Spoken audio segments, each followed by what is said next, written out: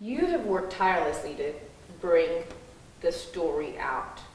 To those preserving their legacy, they have been described as dynamic, in fact, a force here in New Bern. The Rhones sisters of New Bern were African-American entrepreneurs and philanthropists. Carol Beckton is the vice president of the Climbers Club of New Bern, which was founded by the Rhones. The Rhones sisters were born in 1870s, post-Civil War, when we were going through Jim Crow laws, a lot of racism. But they persevered. Charlotte's dream was to become a nurse. 6 nursing schools in North Carolina turned her down. That was the law at the time. She was black. She was a Negro and couldn't. She would graduate from Howard University in 1901, and in 1903, she became the state's first registered black nurse. And the obstacles still continued to present themselves because she wasn't able even then to get a job because hospitals, white hospitals, were not hiring blacks to nurse, and she could not find a job here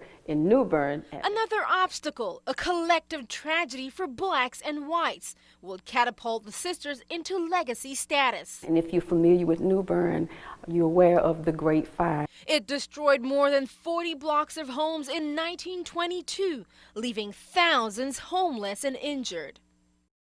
It was 80 miles to the nearest hospital that would treat black people. The Rhones Sisters Church, St. Cyprian's Episcopal, became an emergency center.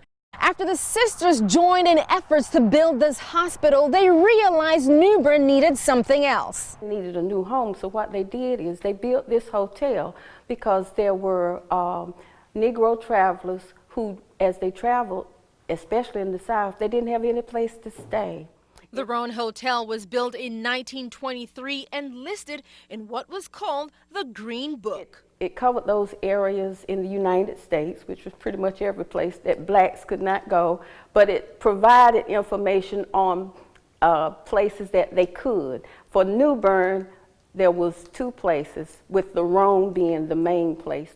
Sisters Amy and Henrietta ran it from their top-floor home and saw a stream of black travelers and potters from the train station across the street. Now a private home, the Rhone Hotel is a historic site.